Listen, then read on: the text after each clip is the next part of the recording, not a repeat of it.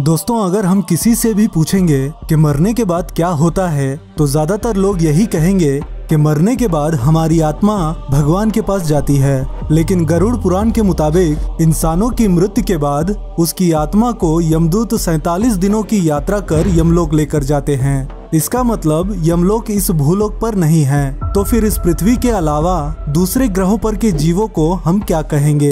और दोस्तों, सबसे पहले तो भगवान है या नहीं इस बात पर डिस्कस करने से पहले हमारे पुराणों में भगवान के बारे में जिस प्रकार से बताया गया है उसे साइंटिफिक तरीके से समझने के लिए अभी तक हम जो भी भगवान के प्रति आस्था रखते हैं उसे कुछ क्षणों के लिए भूलना होगा, क्योंकि आज मैं जो आपको कॉन्सेप्ट बताने वाला हूँ इसे समझने के लिए आपका माइंड कम्प्लीटली ब्लैंक होना जरूरी है। तो भगवान कौन है और उन्हें साइंटिफिक तरीके से कैसे समझ सकते हैं आज के इस वीडियो में बताने वाला हूँ। तो दोस्तों, वीडियो को पूरा लास्ट तक जरूर देखिएगा। पहली बात तो इस वीडियो के टाइटल में एलियन का शब्द देख कुछ लोगों की भावनाओं को ठेस पहुंची होगी। तो दोस्त, आपको शायद पता नहीं होगा कि एलियन का डिक्शनरी मीनिंग है इस पृथ्वी के अलावा किसी भी दूसरे ग्रह पर रहने वाले जीवों को एलियन कहा जाता है। लेकिन इस पूरे ब्रह्मांड को कंट्रोल करने वाले को एलियन नहीं कहा जाता। इसे हमारे विज्ञान द्वारा एक सुपर नेचुरल पावर के नाम से बुलाया जाता है और इसी सुपर नेचुरल पावर को हर धर्म के लोग भगवान कहकर बुलाते हैं। तो सबसे पहले हम भगवान किसे मानते हैं ये समझने के लिए थोड़ा और डेप्थ में जाना होगा। तो दोस्तों, हमारा पूरा ब्रह्मांड एटम से बना हुआ है। हर एक एटम की एक एनर्जी होती है। इसका मतलब हमारे पूरे ब्रह्मांड में ये अनगिनत अमाउंट ऑफ एनर्जी फैला हुआ है। और दोस्तों, ये तो हम सब जानते ही हैं कि एनर्जी ना ही क्रिएट किया जा सकता है और ना ही डिस्ट्रॉय, लेकिन इसे एक फॉर्म से दूसरे फॉर्म में कन्वर्ट किया जा सकता है। एग्जाम्पल के लिए, अगर हमें भूख लगती है तो इसका मतलब हमें एनर्जी की जरूरत है। ऊपर देखते हैं तो सूरज की किरणें, उस सनलाइट में भी वो एनर्जी है जिसकी हमें जरूरत है, लेकिन हम उस एनर्जी को डायरेक्टली अब्सॉर्ब नहीं कर सकते। वही सूरज की रोशनी पेड़ पौधों पर गिरकर फल की उत्पत्ति करता है और फिर उस फल को खाने से हमें सूरज द्वारा ट्रांसमिट हुई एनर्जी मिलती है।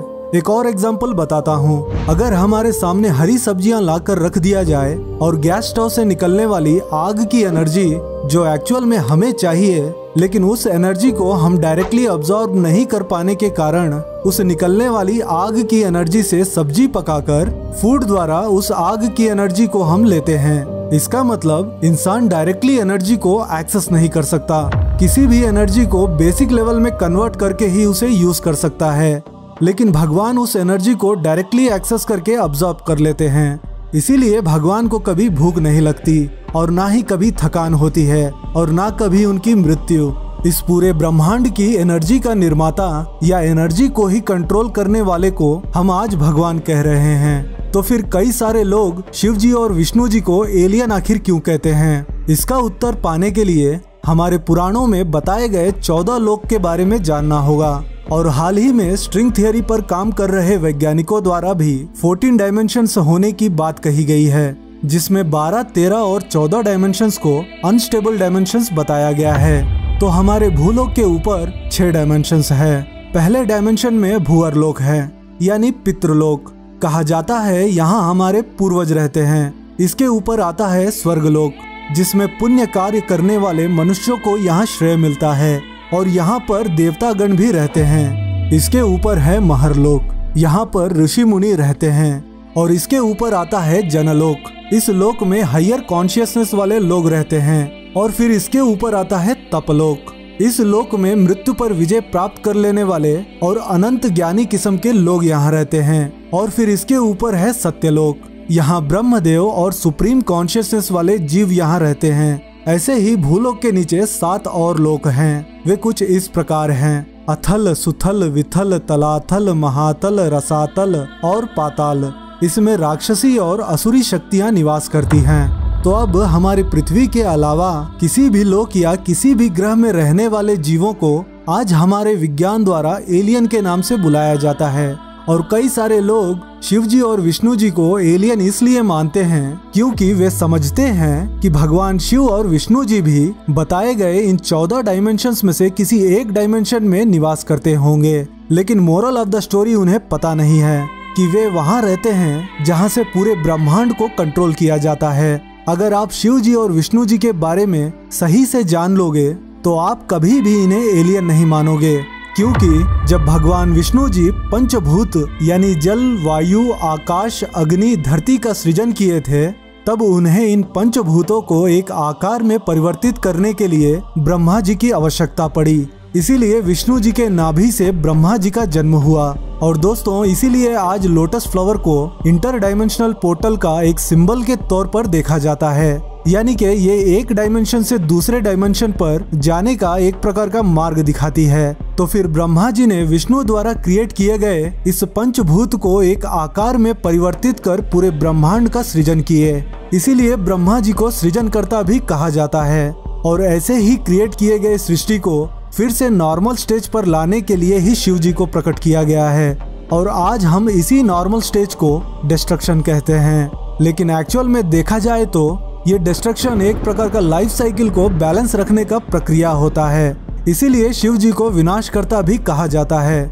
और भी इजी वे में बताऊं तो अगर आप विष्णु जी को समुद्र के समान देखें तो आकाश में एवापोरेट होकर फॉर्म होने वाले बादल को ब्रह्मा समझ सकते हैं, और फिर पुनः वर्षा होने की प्रक्रिया को शिव जी से जोड़कर देख सकते हैं। इन तीनों देवों के द्वारा ही इस सृष्टि को बैलेंस करके रखा जाता है। और ये त्रिदेव ही विज्ञान द्वारा बताया गया वो सुपरनैचुरल एनर्जी हैं, जो समय आने पर वे हर जगह मौजूद होते हैं। जैसे कि हमारे पुराणों में स्पष्ट रूप से बताया गया है कि शिव जी का निवास स्थान कैलाश पर्वत पर है, और शिव जी का वाहन नंदी, गले में वासुकी नाग और रुद्राक्ष की माला, हाथ में डमरू, ये सभी हमारी पृथ्वी पर आज भी मौजूद हैं।